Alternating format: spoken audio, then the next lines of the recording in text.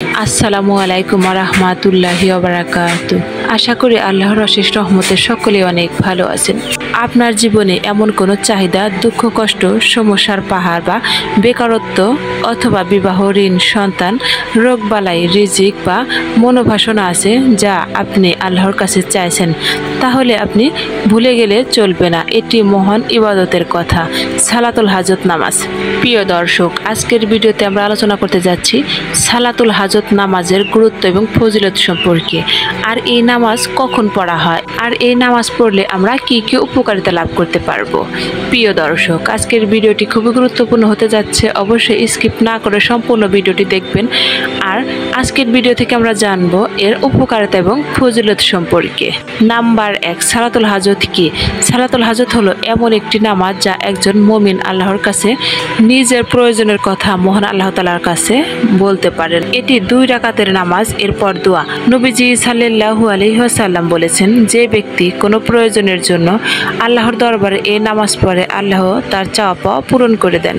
হাদিস তিরমিজি। নাম্বার 2, সালাতুল হাজতের ফজিলত সমূহ। চাওয়া পাওয়া পূরণ। যে কোনো হালাল চাহিদা থাকলে সালাতুল হাজত নামাজ পড়ে দোয়া করলে আল্লাহ তাআলা তা পূরণ করে দেন। পবিত্র কোরআন সূরা গাফির আয়াত 60-এ আল্লাহ তাআলা বলেছেন, তোমরা আমাকে ডাকো, আমি তোমাদের ডাকে সাড়া দেব।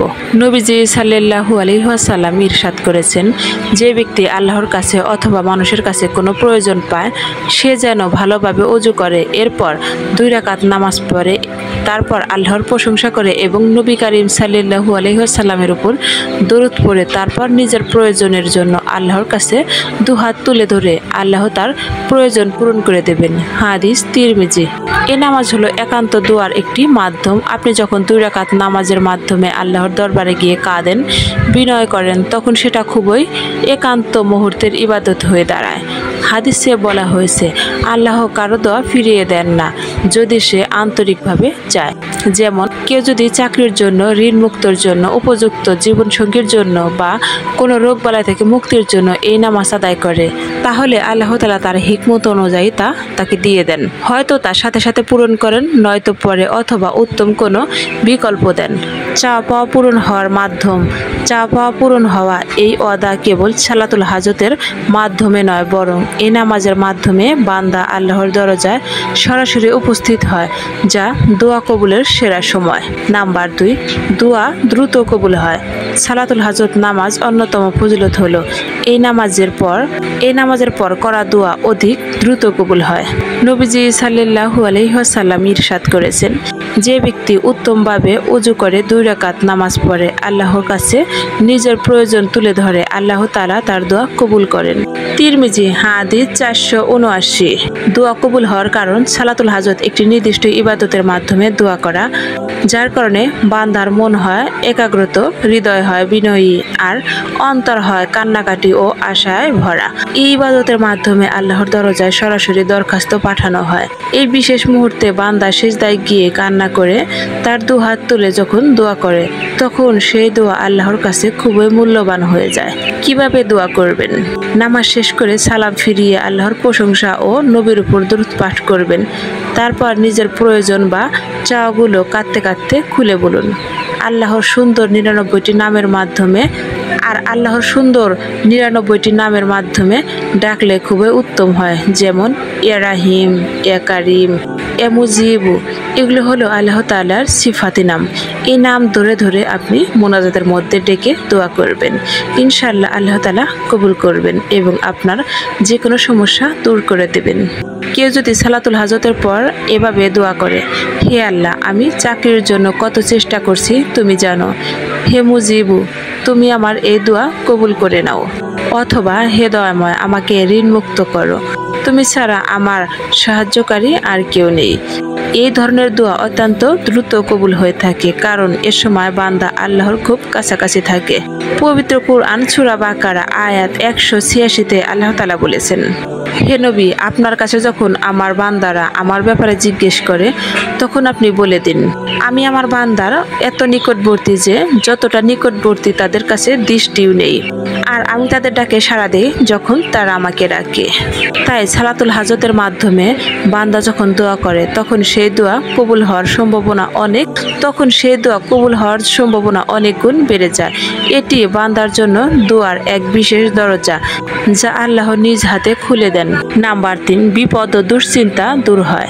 সালাতুল হাজত নামাজের আরও একটি গুরুত্বপূর্ণ ফজিলত হলো এটি বিপদ আপদ, মানসিক চাপ, ভয় ও দুশ্চিন্তা দূর করে দেয়।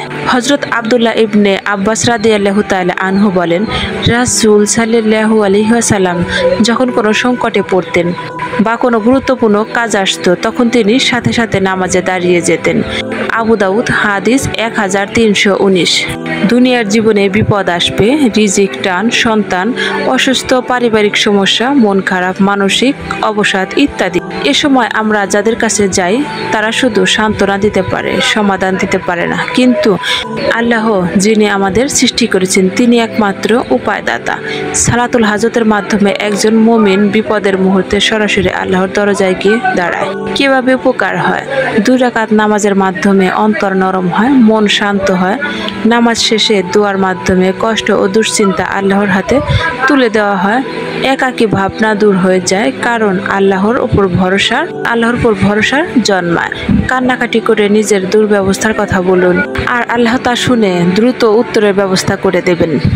যেমন অনেকে চাকরি না পেয়ে মানসিক বিপর্যয়ে পড়ে যান, তখন তারা সালাতুল হাজতের মাধ্যমে আল্লাহর কাছে সাহায্য চান এবং কিছুদিনের মধ্যে নতুন দরজা খুলে যায়। কেউ পরিবারে কোলাহলের কারণে মানসিক চাপে থাকেন, এই নামাজ তাদের শান্তি ও সমাধান এনে দেয়।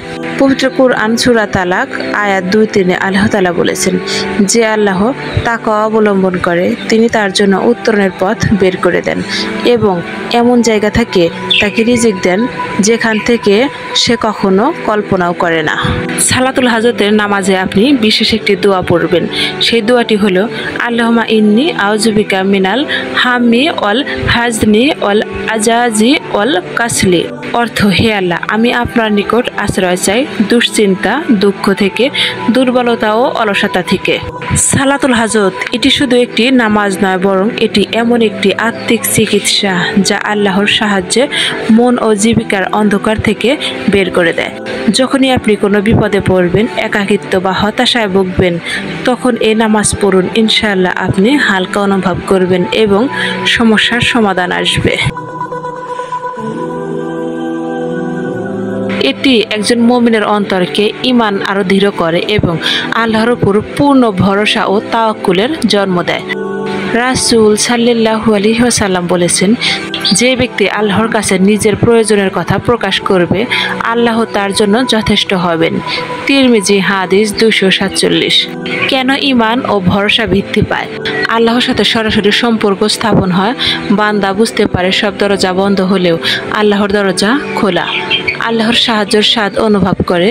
দোয়ার পর যখন সমাধান আসে তখন অন্তর দৃঢ় বিশ্বাস তৈরি হয়। তাওয়াক্কুল শিক্ষা বান্দা শিখে নিজের চেষ্টা করার পর সবকিছু আল্লাহর হাতে সমর্পণ করতে হয়। অন্তরে প্রশান্তি আসে, কারণ সে জানে আমি আল্লাহর হাতে আমার সমস্যা তুলে দিয়েছি। একজন ব্যক্তি যদি জীবনের কষ্টের কারণে সালাতুল হাজত পড়ে, তারপর ধৈর্য ধরে আল্লাহর কাছে দোয়া করে, কিছুদিন পর সমস্যার সমাধান পেলে তার ঈমান দ্বিগুণ হয়ে যায়। সে আর মানুষের কাছে নির্ভরশীল থাকে না, বরং মনে করে আমার রবই আমার সবকিছুর সমাধানকারী। পবিত্র কুরআন সূরা তালাক আয়াত 3 আল্লাহ তাআলা বলেছেন, আর যে ব্যক্তি আল্লাহর উপর ভরসা করে তিনি তার জন্য যথেষ্ট। এই নামাজ বান্দার অন্তরে দৃঢ় আস্থা জন্ম দেয় যে আল্লাহই রিজিকদাতা, সমাধানদাতা, বিপদ থেকে রক্ষাকারী। ফলে মানুষের প্রতি নির্ভরশীলতা কমে যায় আর আল্লাহর প্রতি ভালোবাসা ও বিশ্বাস বাড়ে। তাই সালাতুল হাজত শুধু চাওয়া পূরণের নামাজ নয়, বরং এটি আমাদের আত্মাকে আরো শক্তিশালী করে, ঈমানকে জীবন্ত করে এবং আল্লাহর উপর পূর্ণ ভরসা রাখতে শেখায়। এই নামাজ এমন একটি উপহার যা শুধু মুমিনের জন্য, যারা আল্লাহর সামনে কাঁদতে জানে, যারা জানে আল্লাহ সব চাওয়ার ঠিকানা।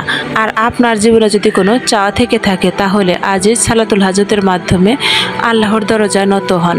প্রিয় দর্শক, ভিডিওটি কেমন লাগলো কমেন্ট করে জানাবেন, আর ভিডিওটি অনেক শেয়ার করবেন যাতে সকলে জানতে পারে আর অনেক বেশি জ্ঞান অর্জন করতে পারে এবং উপকৃত হতে পারে। প্রিয় দর্শক, আজকের ভিডিওটি এ পর্যন্ত। দেখা হবে আবারও কোনো নতুন ভিডিও নিয়ে। সে পর্যন্ত সকলে ভালো থাকুন, সুস্থ থাকুন। আল্লাহ হাফেজ।